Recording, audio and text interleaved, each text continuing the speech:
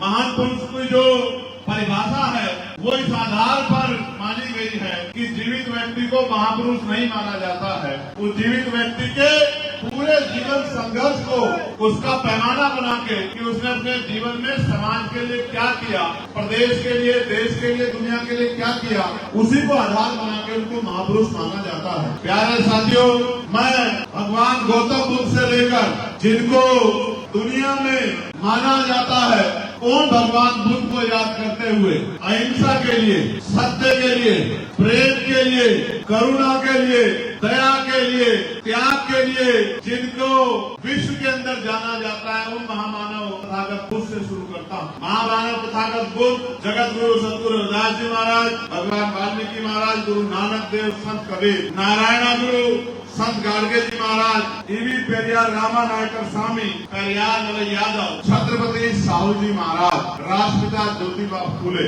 माँ सावित्रीबाई फूले, माँ फातिमा शेख, करोड़ों नारियों के मुक्तिदाता, भारत के भाग्य विधाता, भारतीय संविधान के निर्माता, विश्व रत्न डॉक्टर बाबा साहब अम्बेडकर को भी नमन करता हूँ। और जैसा कि आप जानते हैं कि महान पुरुष का जो निर्माण है, महान पुरुष की जो परिभाषा है वो इस आधार पर मानी गई है कि जीवित व्यक्ति को महापुरुष नहीं माना जाता है।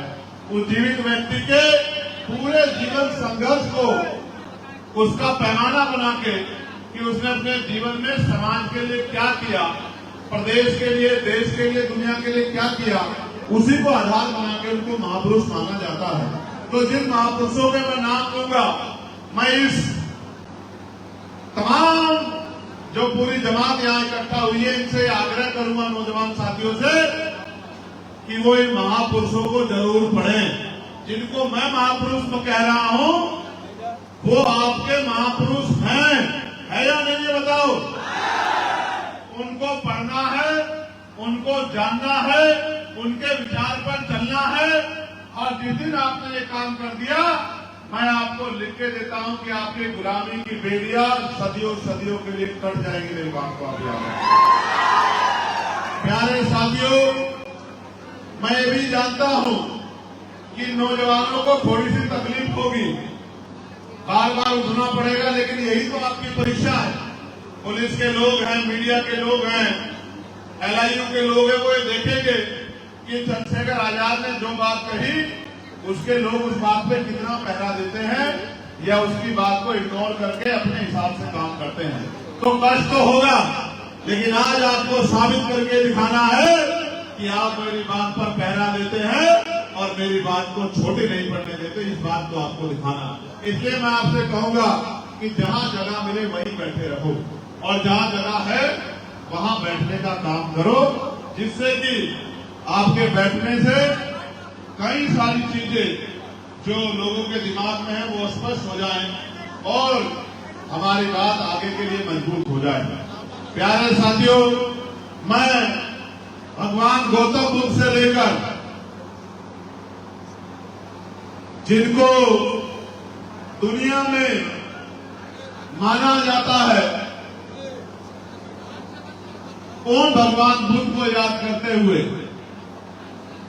अहिंसा के लिए, सत्य के लिए, प्रेम के लिए, करुणा के लिए, दया के लिए, त्याग के लिए, जिनको विश्व के अंदर जाना जाता है, उन महामानव तथागत बुद्ध से शुरू करता हूं।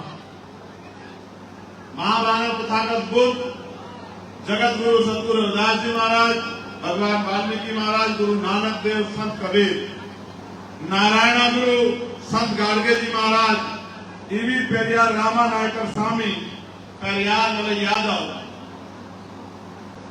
छत्रपति साहू जी महाराज, राष्ट्रपिता ज्योतिबा फूले, माँ सावित्रीबाई फूले, माँ फातिमा शेख, करोड़ों नारियों के मुक्तिदाता, भारत के भाग्य विधाता, भारतीय संविधान के निर्माता, विश्व रत्न डॉक्टर बाबा साहब अम्बेडकर को भी नमन करता हूं। मैं नमन करता हूं सर छोटू राम जी को, मैं नमन करता हूं चौधरी महाराज सिंह भारती को, मैं नमन करता हूं रामसु वर्मा जी को, मैं नमन करता हूँ संत रामप्रिय प्रजापति जी को, बाबू शिवदयाल चौरसिया जी को। मैं नमन करता हूँ मान्यवर दीना भाना वाल्मीकि जी को। मैं नमन करता हूँ माँ झलकारी बाई को। मैं नमन करता हूँ अवंतिका बाई लोधी को। मैं नमन करता हूँ अहिल्या बाई होलकर को। और मैं नमन करता हूँ मान्यवर साहब श्री काशीराम जी को। मैं नमन करता हूँ वीरांगनाओं की वीरांगना न्याय की देवी मां फूलन देवी को।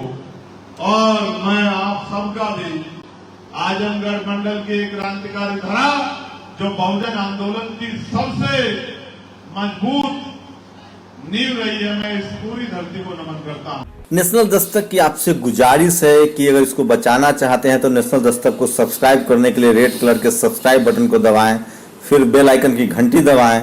नेशनल दस्तक को बचाने के लिए बहुत जरूरी है कि हर खबर को शेयर करें, लाइक करें, कमेंट जरूर करें।